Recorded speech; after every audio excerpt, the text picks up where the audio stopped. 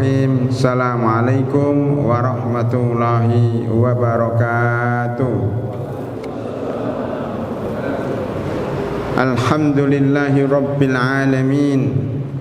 Wassalatu wassalamu ala asrafil anbiya'i wal mursalin wa ala alihi wa sahbihi wattabi'ina lahum bi ihsanin ila yaumiddin. Ya ayyuhalladzina amanu taqullaha haqqa tuqatih wa la tamutunna illa wa antum muslimun. Summa amma ba'd. Hadirin dan hadirat, Bapak dan Ibu sekalian, jamaah salat maghrib yang kami hormati, alhamdulillah pada malam hari yang berbahagia ini kita bisa melaksanakan salat maghrib berjamaah dengan shaf yang sudah rapat.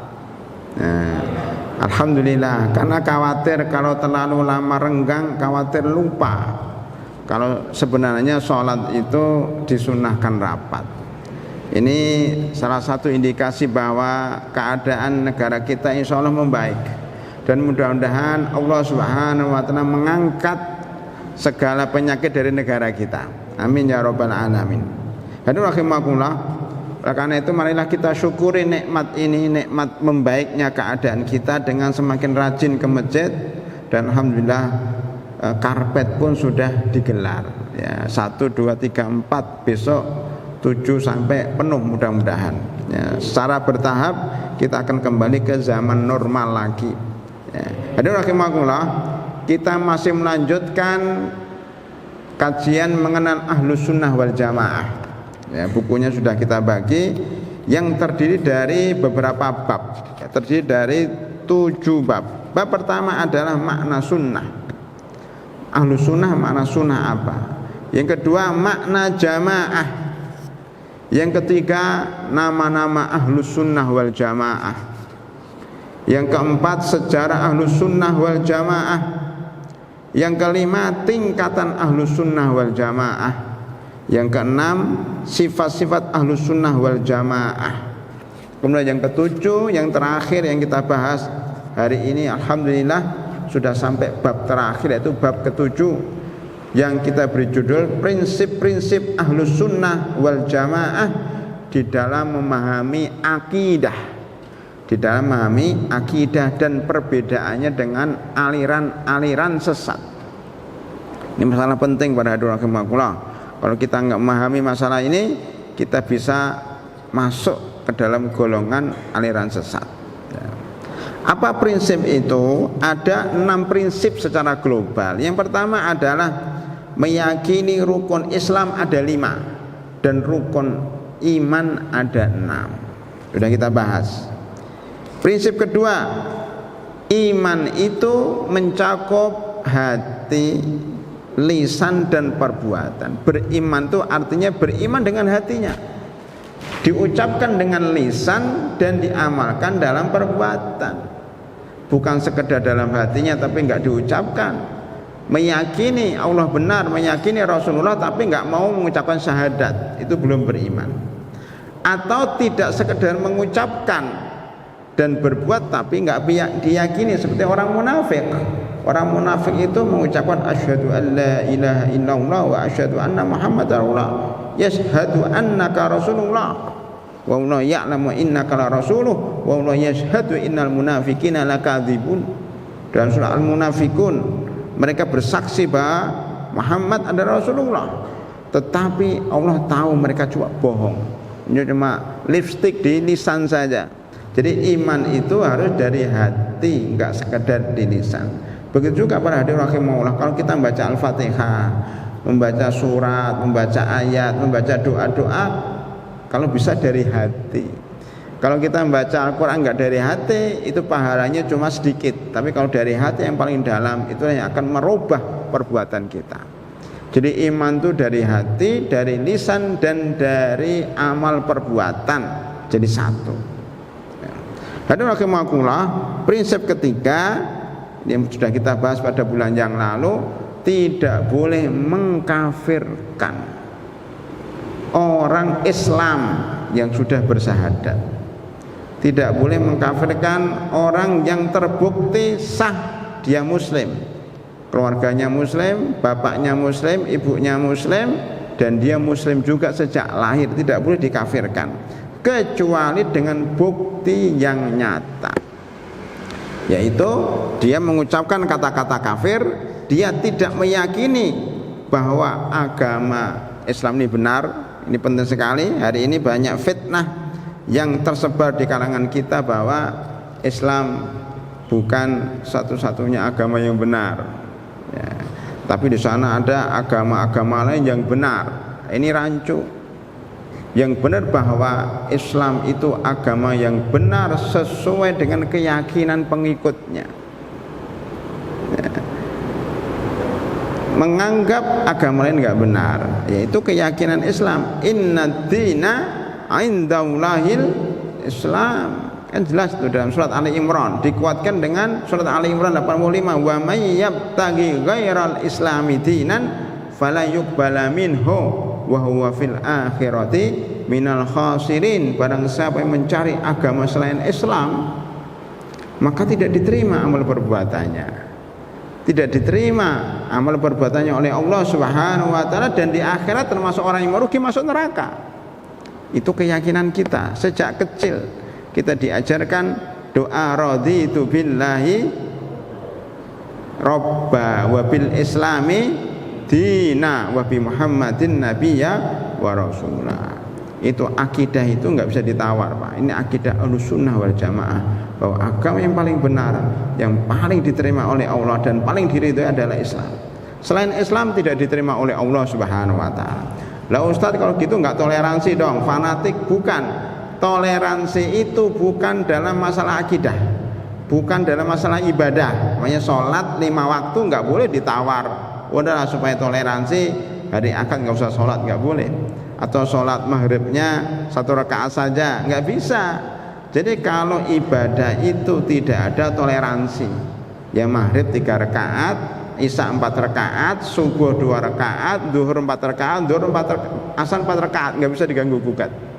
Dan tidak boleh ditinggalkan sama sekali. Atas nama toleransi nggak boleh. Haji tetap haji, zakat tetap zakat, puasa tetap puasa, nggak boleh diutak-atik. Jadi toleransi tidak dalam wilayah akidah dan dalam wilayah ibadah. Karena Islam itu mengandung 3 poin, 3 bab. Bab akidah itu nggak boleh dirubah-rubah. Yang kedua bab ibadah, ini nggak boleh dirubah. Yang ketiga bab muamalat, ini boleh kita toleransi dan kita dianjurkan toleransi. Muamalat itu mencakup jual beli, pergaulan ya, antara tetangga ya, antara bangsa, antara etnis ya, antara suku, itu muamalat. Termasuk pernikahan itu muamalat. Makanya di dalam Islam dibolehkan, ya, menurut mayoritas ulama, seorang muslim laki-laki menikah dengan ahlul kitab perempuan, ya. Itu asalnya begitu. Asalnya dalam Al-Quran banyak sekali disebut, termasuk dalam surat Al-Ma'idah ya, disebutkan. Dan beberapa sahabat juga menikah dengan perempuan ahlul kitab. Berarti muamalat itu kan luas, termasuk makan. Dibolehkan bagi orang muslim memakan sembelihan ahlul kitab, dibolehkan ya. Tetapi tidak boleh memakan sembelihan orang musyrik. Ini berarti toleransi dalam muamalat. La yanhaakumullahu 'anil ladzina lam yuqatilukum fid dini wa lam yukhrijukum min diyarikum an tabarruhum wa tuqsitu ilaihim innallaha yuhibbul muqsitin. Dalam surah Al-Mumtahanah, Allah tidak melarang kalian wahai umat Islam berbuat baik dan berbuat adil kepada non muslim siapa aja, bahkan dianjurkan. Innallaha yuhibbul muqsitin, Allah mencintai orang-orang yang berbuat adil, fair, berbuat baik kepada sesama manusia walaupun beda agama. Disinilah toleransi ada. Nah sekarang hari ini terbalik-balik, orang yang nggak tahu agama berfatwa, bukan ulama berfatwa tentang masalah kaprah. Kalau masalah agama rujuknya kepada siapa? kepada ulama, majelis ulama Indonesia, bukan kepada pejabat fulan, bukan kepada pejabat fulan. Pejabat kalau nggak ulama nggak boleh dia bicara agama, dia bicara negara aja, dia bicara jabatan saja. Tetapi kalau masalah agama serahkan kepada majelis ulama Indonesia, kepada para kiai, ya, kepada para ustadz, karena mereka pakar dalam bidang itu. Dan Majelis Ulama Indonesia sudah mengeluarkan fatwa pada tahun 2005 tentang larangan madhab sekularisme, pluralisme, dan liberalisme yang disingkat dengan sepilis. Itu nggak boleh. Sekularisme itu madhab yang memisahkan antara agama dan kehidupan dunia. Agama dan politik dipisahkan nggak boleh. Agama itu mencakup seluruh kehidupan manusia, dari politik, dari ekonomi, dari kemasyarakatan sampai keluarga. Itu tercakup dalam agama. Sekuler adalah memisahkan antara agama dan dunia, ini haram menurut Majelis Ulama Indonesia. Yang kedua, liberalisme. Liberalisme itu madhab kebebasan yang mutlak, mau berbuat apa saja bebas, tidak ada aturan. Itu namanya liberalisme. Termasuk nikah sesama jenis, ya. LGBT itu masuk dalam madhab liberalisme. Mau nikah dengan sesama perempuan silahkan, mau nikah dengan sesama laki-laki silahkan. Nah, ini dalam Islam diharamkan, bahkan diadab oleh Allah ketika kaum Lut melakukan sodomi, melakukan LGBT, diazab oleh Allah dengan hujan batu. Islam melarang, tapi liberalisme membolehkan, karena itu masuk hak asasi manusia. Dalam Islam nggak boleh, maka liberalisme haram. Yang terakhir, pluralisme itu madhab yang menyatakan seluruh agama sama, ya, tidak ada bedanya. Makanya kalau sudah begitu, dia pindah agama, paginya muslim, sorenya kafir, sorenya muslim, paginya kafir. Itu sudah disebutkan di dalam hadis, ya, yang sahih, bahwasanya Rasulullah SAW bersabda, badiru bil a'mali fitana, bersegeralah beramal soleh sebelum datang fitnah akhir zaman. Hari ini fitnah akhir zaman, ya. Yus kakita illaili mudlima, fitnah itu seperti malam gelap gulita. Kalau malam mati semuanya lampu ini, Pak, kita nggak bisa bedakan mana minuman, mana nggak minuman. Ini ada jahe, ada air putih. Ini kalau gelap nggak kelihatan mana jahe, mana air putih, mana makanan, mana kotoran, tidak bisa bedakan. Mana selokan, mana jalanan, nggak bisa bedakan. Makanya banyak orang yang terperangkap dalam selokan, masuk sungai karena gelap. Lah fitnah itu bagaikan malam yang gelap. Kakita illaili mudlima, yusbihur rajulu mu'minan wa yumsi kafiran. Pagi harinya seorang muslim itu, seorang laki-laki itu muslim, tapi sorenya sudah pindah agama. Kayak di Jepang. Di Jepang itu menganggap agama itu adalah budaya, kayak baju di beberapa negara, ya. Kayak baju, mau pakai baju warna putih, warna biru, warna coklat, terserah. Pagi menggunakan baju putih, sore menggunakan baju hijau, malam menggunakan baju coklat, terserah. Karena itu hanya baju. Lah dianggap agama ke depan kayak itu, Pak. Ini harus kita antisipasi anak didik kita, jangan sampai kemudian memudahkan dalam beragama, pindah-pindah dari agama ke agama lain. Ini banyak dilakukan oleh para kalangan artis, ya. Di kalangan artis itu banyak yang muslim, ya, kemudian pacaran dengan non muslim, akhirnya pindah agama. Banyak pindah agama sekarang nih. Jadi pemurtadan ini sudah mulai banyak terjadi gara-gara meyakini semua agama sama. Jadi bukan Islam saja yang benar, yang lain juga benar. Makanya dia pindah-pindah. Nah ini. Kemudian Rasulullah melanjutkan wayumsi rajulu mu'minan wayusbihu kafiron. Kadang ada orang yang malamnya ikut ngaji, paginya udah kafir. Jumatan, hari Jumat ke masjid, ya, ke masjid Al-Fatah. Ahadnya, minggunya sudah ke gereja. Itu sudah ada, itu namanya difilmkan, ya difilmkan, sudah diputar di bioskop, namanya film tanda tanya. Maksudnya judulnya cuma tanda tanya aja. Itu film menggambarkan pluralisme, suaminya muslim, istrinya non muslim. Anaknya bingung, kadang itu ikut bapaknya, kadang ikut ibunya. Maaf, suaminya non muslim, istrinya jilbaban muslimah. Ya, kadang nganter Jumatan, kadang nganter ke masjid, kadang nganter ke gereja. Dan istrinya ini pakai jilbab tapi jualan daging babi. Jilbab tapi jualan daging babi. Jadi bekerja di ruko yang menjual daging babi. Enggak masalah, kata dalam film ini. Anaknya kadang ikut bapaknya, kadang ikut ibunya. Itu ingin digambarkan dalam film ini. Makanya film ini kemudian ditarik dari peredaran karena diprotes oleh Majelis Ulama Indonesia. Ini film menyesatkan, tarik, akhirnya ditarik dari peredaran. Nah, seperti itu, Pak. Kalau nggak diingatkan akan kebablasan dan kemudian nanti nggak ada nggak ada kesucian agama. Agama itu akhirnya dipermainkan. Orang masuk keluar gitu aja. Padahal agama Islam ini adalah agama yang harus kita pegang sampai akhir hayat. Ya ayyuhalladzina amanu taqullaha haqqa tuqatih wa la tamutunna illa wa antum muslimun. Ya, itu wasiat. Mata buduna min ba'di. Ya. Nanti kalau kita mau meninggal dunia, tanya sama anak-anak, "Wahai anak-anak, kamu nanti pindah agama atau tidak?" Itu ditanya yang itu. Jangan ditanya kamu kerjanya apa, nanti tinggal di mana, enggak usah lah. Tanyalah, kamu tetap dalam agama Islam atau mau pindah agama?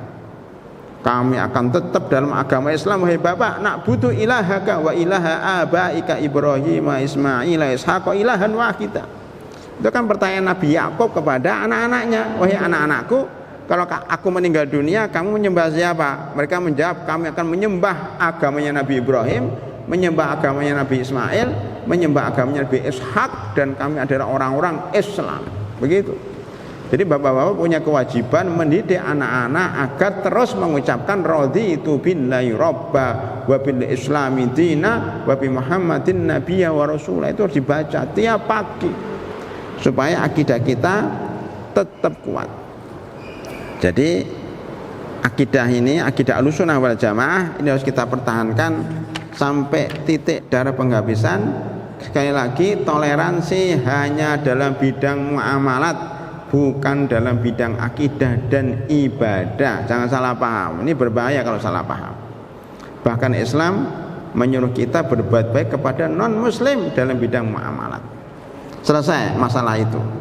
Hadza rahimakumullah, kita akan masuk kepada bab berikutnya, yaitu Ahlussunnah wal Jamaah itu ya meyakini. Jadi tadi prinsip ketiga, tidak boleh mengkafirkan muslim sampai dia benar-benar tidak yakin sama Islam, sampai benar-benar dia menyembah berhala, sampai benar-benar dia sudah meyakini, menyatakan saya pindah agama. Itu baru dia dikatakan kafir. Kalau hanya nggak tahu karena kebodohan, itu jangan dikatakan kafir. Maka kita tidak mengkafirkan orang-orang yang mengatakan itu karena mungkin dia nggak paham. Kita pahamkan. Baik, prinsip yang keempat dari Ahlussunnah wal Jamaah dalam masalah akidah apa? Ahlussunnah wal Jamaah beriman kepada janji Allah dan beriman dengan ancaman Allah. Jadi dalam Al-Quran itu, Bapak dan Ibu sekalian, itu ada janji dan ancaman. Janji kepada orang-orang beriman akan dimasukkan dalam surga, dan ancaman bagi orang kafir akan dimasukkan dalam neraka. Ini Ahlussunnah wal Jamaah. Siapa yang tidak Ahlussunnah wal Jamaah? Namanya Mu'tazilah, namanya Khawarij, namanya Murji'ah. Loh, ada 3 kelompok sesat. Ya, Mu'tazilah dan Khawarij ini lebih condong kepada ancaman Allah daripada janjinya. Maksudnya apa? Mereka hanya takut sama ancaman Allah, tapi tidak beriman dengan janji Allah yang baik. Maksudnya begini, kalau ada orang berdosa, wah pasti kamu disiksa. Kalau ada orang berzina pasti kamu masuk neraka. Jadi mereka itu memastikan orang yang dosa besar masuk neraka.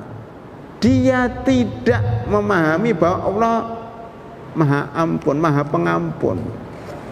Orang berdosa ya berdosa, tapi Allah Maha mengampunin, memberikan ampun kepada yang bertaubat, termasuk semuanya. Kita lihat para pejabat muslim itu ada yang korupsi, banyak yang korupsi kan ya, itu masuk penjara. Apakah mereka masuk neraka? Belum tentu.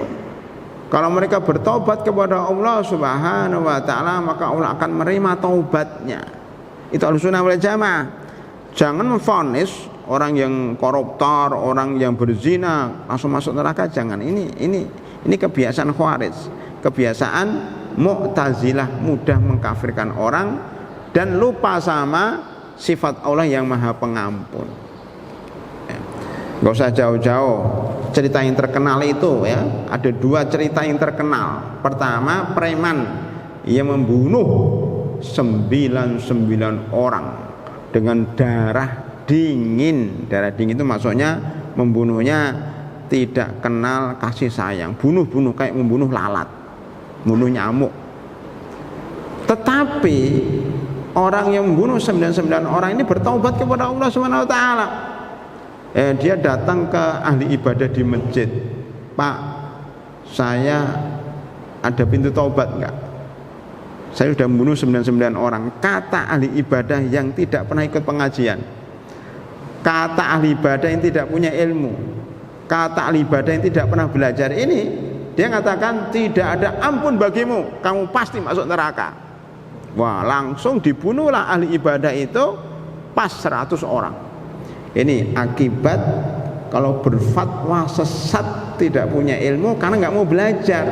Dia cuma ibadah saja. Padahal rahimakumullah, belajar itu lebih afdal daripada ibadah sunnah. Ya. Saya berikan contoh. Ini ada hadis Rasulullah Sallallahu Alaihi Wasallam. Suatu ketika beliau itu ba'da zuhur, ba'da jadi sholat, imam jadi sholat zuhur, kedatangan tamu dari Bani Qais. Tamu ini dari suku pedalaman, menyatakan tertarik dengan Islam, mau masuk Islam. Maka Rasulullah menyambut, silakan. Rombongannya diterima, terjadilah dialog tanya jawab habis sholat zuhur sampai sholat asar. Rasulullah SAW tidak sempat sholat ba'diyah zuhur.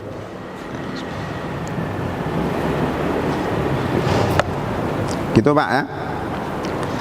Sholat ba'diyah zuhur itu sunat muakkadah. Barang siapa yang menjaga 12 rakaat ya, setiap hari 2 rakaat sebelum subuh, 4 rakaat sebelum duhur, 2 rakaat ba'da duhur, 2 rakaat ba'dal maghrib, 2 rakaat ba'da isya, maka akan dibuatkan rumah di surga. Itu hatinya sahih. Nah, tetapi Rasulullah Sallallahu Alaihi Wasallam habis sholat zuhur bukan nggak sholat, tidak sempat. Beda Pak ya. Tidak sholat, sengaja tidak sholat dengan tidak sempat. Beliau tidak sempat karena apa? Diajak ngobrol tamu yang datang dari jauh kepingin masuk Islam ini. Sampailah asar, habislah waktunya. Kemudian beliau menjadi imam sholat asar. Artinya sudah ketinggalan sholat ba'diyah zuhur 2 rakaat. Sholat sunnah tapi ya. Kemudian Rasulullah Sallallahu Alaihi Wasallam habis sholat asar itu masuk pulang ke rumah salah satu istrinya dan sholat 2 rakaat di rumah ba'da asar. Para ulama menjelaskan bahwa salah satu waktu terlarang dalam sholat adalah sholat ba'da asar dilarang. Tetapi oleh sebagian ulama, terutama mazhab Syafi'i, bahwa dibolehkan melakukan sholat yang ada sebabnya, yaitu sholat qadha, sholat jenazah, sholat tahiyatul masjid, sholat kusuf qamar, gerhana bulan, gerhana matahari. Itu walaupun di waktu terlarang ba'da asar boleh. maka beliau sholat qadha. Qadha apa para hadirin rahimakumullah? Qadha sholat sunnah 2 rakaat. Jadi sholat sunnah yang sudah terbiasa dikerjakan, kalau seandainya lupa atau karena ada halangan, boleh diqadha di waktu lain. Bapak-bapak kalau sudah terbiasa sholat tahajud dan sholat witir, tiba-tiba tertidur suatu hari, maka boleh diqadha siang harinya. Boleh diqadha siang harinya. Ini dibolehkan. Dalilnya ini, Rasulullah mengqadha sholat ba'da zuhur tetapi waktunya ba'da asar. Ditanya oleh istrinya, ya Rasulullah ini sholat apa? Dia menjawab, ini sholat ba'da zuhur karena tadi ada tamu. Kemudian para ulama menjelaskan, Imam Nawawi, para ulama menjelaskan bahwa hadis ini menunjukkan bahwa mengajar, mentaklim, menuntut ilmu lebih penting dibanding dengan ibadah sunnah. Ya, makanya seperti sekarang ini, ba'dal maghrib, alhamdulillah kajiannya ba'da sholat sunnah. Ba'dal maghrib ini mungkin baca Al-Quran, mungkin sholat apa, tetapi ditinggalkan dulu demi ngikutin pengajian. Jadi pengajian, kajian lebih tepatnya, mengaji, ya, apalagi ada kitabnya, itu lebih afdal dibanding baca Al-Quran sendiri. Lebih afdal daripada sholat sunnah. Ya, dulu Imam Syafi'i kalau bangun malam nggak langsung sholat tahajud, Pak, dia belajar dulu, masih sisa waktu baru sholat. Jadi menuntut ilmu lebih penting daripada ibadah sunnah. Ibadah sunnah, Pak, ibadah sunnah. Mana dalilnya? Rasulullah Shallallahu Alaihi Wasallam mengajarkan Islam kepada orang lebih didahulukan daripada sholat sunnah. Beliau nggak sholat sunnah, sholat sunnahnya nanti aja setelah asar. Nah, ini penting. Oleh karena itu, orang ahli ibadah yang nggak punya ilmu ini ditanya oleh preman, itu berfatwa dengan fatwa yang sesat, maka dibunuh oleh preman sehingga jadi 100 orang. Nah, 100 orang dia masih nggak nyaman, akhirnya dia mencari orang yang alim. Orang alimnya lagi di jalan. Ditanya, wahai seorang alim, wahai syekh, ya, wahai ulama, saya ini sudah membunuh 100 orang, terakhir ahli ibadah di masjid saya bunuh. Adakah pintu taubat? Beliau menjawab, ada. Oleh itu Maha Pengampun, insya Allah diterima oleh Allah Subhanahu Wa Taala dengan syarat kamu pindah tempat, karena tempat dia itu tidak kondusif untuk bertobat. Pindah tempat ke lingkungan yang baik. Allah berfirman di dalam surat An-Nisa ayat 48, Innallaha la yaghfiru ayyushraka bih wa yaghfiru ma duna dzalika liman yasha. Oleh itu tidak mengampuni orang yang syirik dan mati dalam keadaan syirik, tetapi mengampuni segala dosa besar maupun kecil selain syirik, termasuk membunuh, dosa besar diampuni oleh Allah Subhanahu Wa Taala. Makanya orang yang bunuh 100 orang itu masuk surga karena diampuni oleh Allah Subhanahu Wa Taala. Ini namanya kita yakin dengan janji Allah akan mengampuni dosa-dosa hambanya yang taubat. Kisah kedua adalah seorang pelacur. Ada riwayat mengatakan seorang pelacur dari Bani Israel yang berjalan di tengah padang pasir, kehausan, mau mati, kemudian mendapatkan air di sumur. Dia turun ke sumur, minum air, akhirnya alhamdulillah nggak jadi mati. Ketika naik, ketemu dengan anjing. Lihat di sini, Islam itu sampai kasih sayangnya bukan hanya sesama manusia, bukan sesama orang yang beragama Islam, tapi juga dia menyayangi orang yang non muslim juga secara kemanusiaan. Kalau haus walaupun non muslim ya kita beri minuman. Kalau ada yang lapar walaupun dia kafir kita beri makanan. Jangankan orang, anjing pun yang kita anggap binatang yang najis itu diperintahkan untuk berbuat sama anjing selama anjingnya butuh bantuan. Nah, ketika dia naik dari sumur itu dapatkan anjing kehausan, mau mati, maka kemudian dia turun lagi mengambil air dengan sepatu perempuan itu kan sepatu yang kayak gelas itu bisa bawa air, kemudian diminumkan sama anjing, dan anjing itu terima kasih kepada pelacur ini. Udah pelacur minumin anjing, ya, anjingnya seneng banget, kemudian pergi selamat dari kematian. Maka Allah Subhanahu wa taala bersyukur kepada orang yang berbuat kepada anjing. Kemudian Allah mengampunin, karena orang pelacur ini kemudian bertobat kepada Allah dan mengampunin dosa-dosanya, ya, karena kebaikannya dia kepada anjing ini. Ini menunjukkan betapa Islam itu berbuat baik kepada orang lain. Jangan kemudian Islam dipojokkan terus, Islam itu radikal, Islam itu enggak toleran, Islam itu enggak. Justru yang paling toleran di seluruh dunia ini adalah umat Islam. Kalau bukan umat Islam mungkin enggak tahu lah, ya, Indonesia jadi apa. Alhamdulillah, karena umat Islam Indonesia tetap aman, tetap sentosa seperti yang kita lihat sekarang ini. Jadi rahimakumullah, berarti apa tadi, kita masuk kembali kepada masalah kita bahwa Ahlus Sunnah wal Jamaah yakin dengan janji Allah kepada yang bertaubat akan diampuni. Jangan seperti Khawarij, jangan seperti Murji'ah, jangan seperti Mu'tazilah yang menganggap orang yang dosa besar tidak diampuni oleh Allah Subhanahu wa taala. Ya.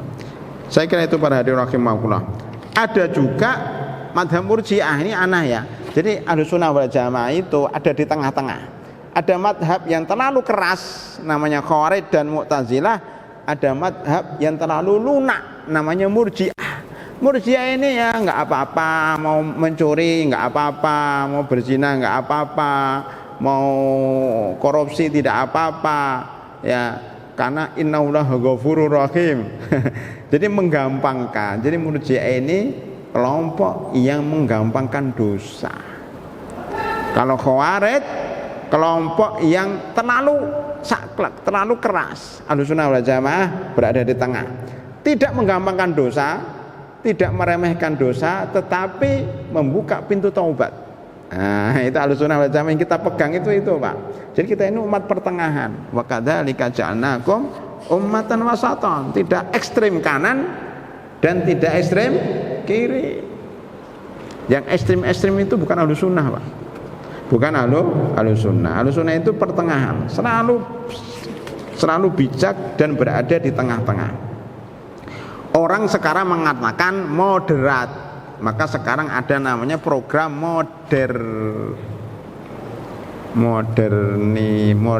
moderasi beragama, moderasi dalam beragama.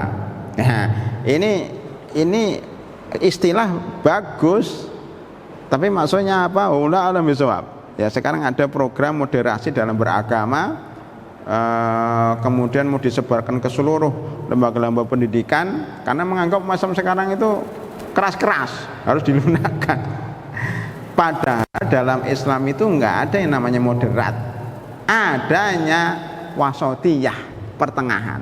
Beda moderat itu kan bahasa Inggris, kalau wasatiyah ini kan bahasa Arab, maknanya beda loh Pak. Ya.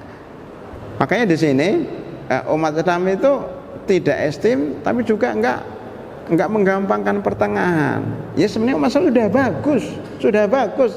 Yang perlu dididik itu orang-orang yang ekstrem kanan dan ekstrem kiri. Jangan anggap umat Islam semuanya keras atau radikal atau fanatik, tidak. Ya, rata-rata umat Islam alhamdulillah sesuai dengan Ahlus Sunnah wal Jamaah. Kalau maksud moderasi beragama itu adalah membuat orang keras jadi pertengahan, baik. Tetapi kalau maksudnya melunakkan umat Islam supaya nggak berpegang pada agamanya, itu salah. Nah, jadi kita lihat apa maksud moderasi beragama yang sekarang sedang digalakkan. Ya. Ya. Kita lanjutkan.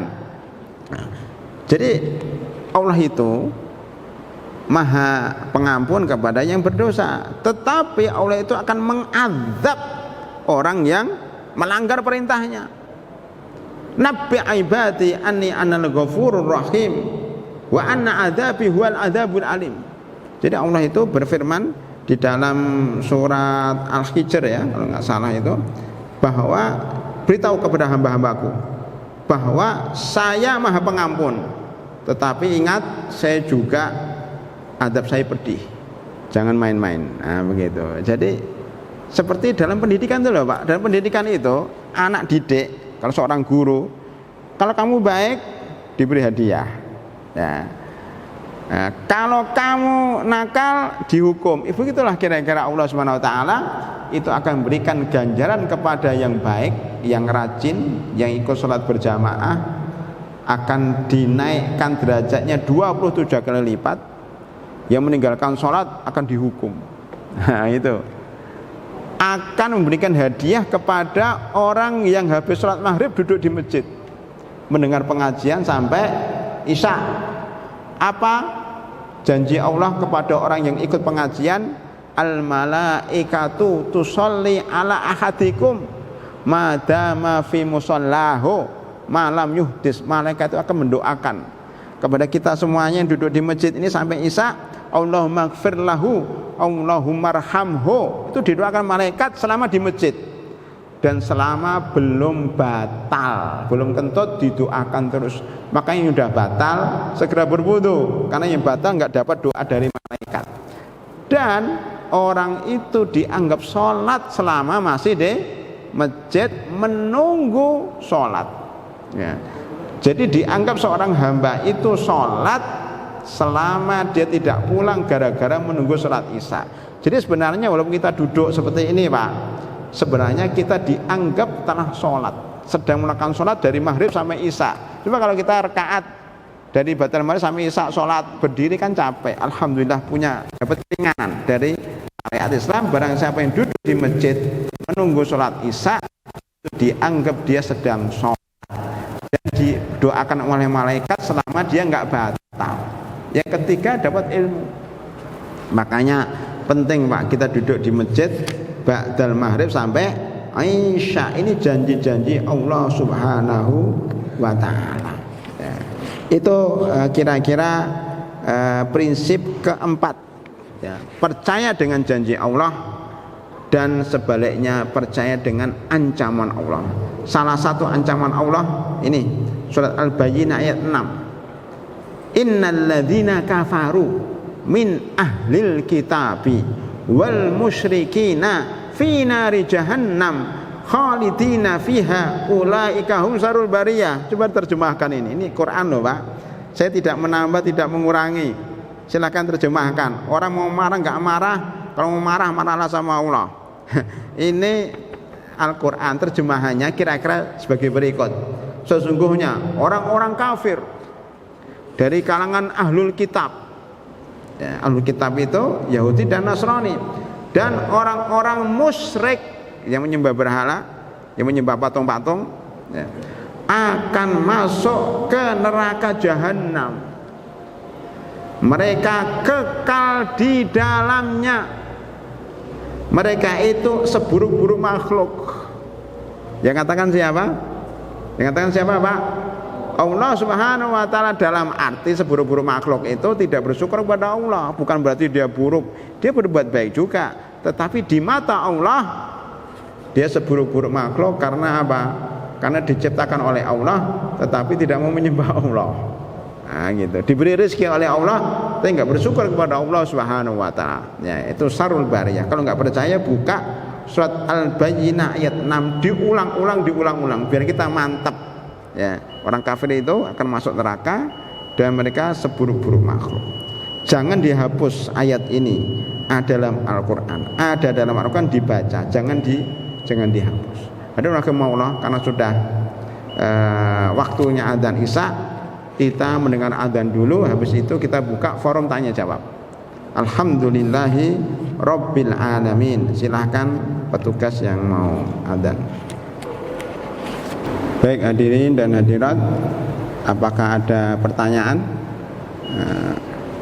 Silakan.